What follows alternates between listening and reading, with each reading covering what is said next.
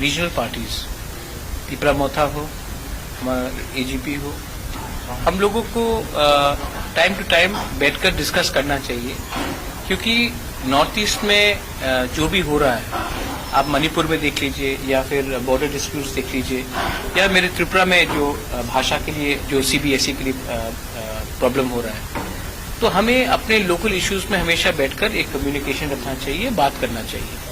तो ये मीटिंग आज था, क्योंकि हम इलेक्शन के टाइम लुरिन आया था हमारे लिए कैंपेन करने के लिए, और यू ऑल नो दैट हम लोग ने फर्स्ट टाइम अपने फर्स्ट इलेक्शन में 13 सीट जीत के हम लोग आए हैं। तो मैं भी इनका धन्यवाद करना चाहता था। आज कॉटन कॉलेज में प्रोग्राम भी था, तो उसके बाद हम लोग मिले हैं और हम लोग ने वेरियस बात में डिस्कशन किया है कि कैसे इंडिजिनस लोगों को नॉर्थ ईस्ट में प्रोटेक्ट किया जाए, और हमारा कॉन्स्टिट्यूशनल राइट्स, हम जो गवर्नमेंट ऑफ इंडिया जो कमिटमेंट्स दिया था, जैसे कि क्लॉज 6 आसाम में हो, हमारे त्रिपुरा में हमारा लैंड राइट्स, इकोनॉमिक राइट्स, तो उसके बारे में हम लोग ने बात किया और अच्छे तरीके से बात हुआ, पॉजिटिव बात।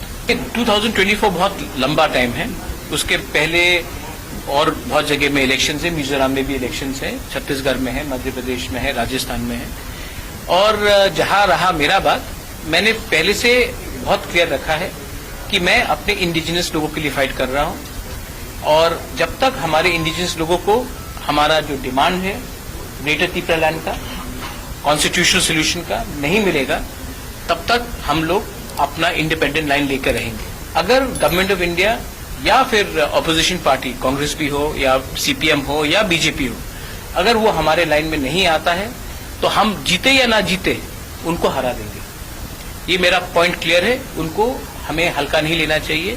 We have been waiting for a very long time, और हम आशा करते हैं कि कुछ होगा। अगर नहीं किया तो हम अपना आंदोलन शुरू कर देंगे।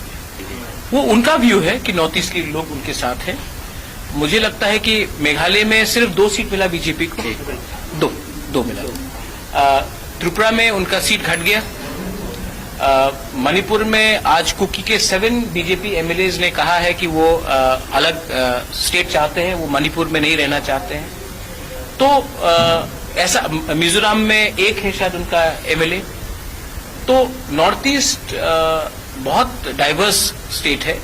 अगर आप चाहते हैं कि नॉर्थ ईस्ट के लोग अपने साथ रहे, तो आपको उनका बात भी करना पड़ेगा, ना कि दिल्ली का बात हमें करना पड़ेगा, क्योंकि कभी कभी नॉर्थ ईस्ट का आवाज भी दिल्ली पहुंचना चाहिए, ना कि दिल्ली का आवाज ही हमेशा नॉर्थ ईस्ट पहुंचे। ये सिर्फ हेमंत दा के लिए नहीं है, ये कांग्रेस के लिए भी है, ये हर नेशनल पार्टी के लिए है, तृणमूल कांग्रेस के लिए है, आम आदमी पार्टी के लिए है। आप दिल्ली से हमें अपना डिक्टाट मत दीजिए। आप नॉर्थ ईस्ट आए हैं तो नॉर्थ ईस्ट के बारे में सुनिए।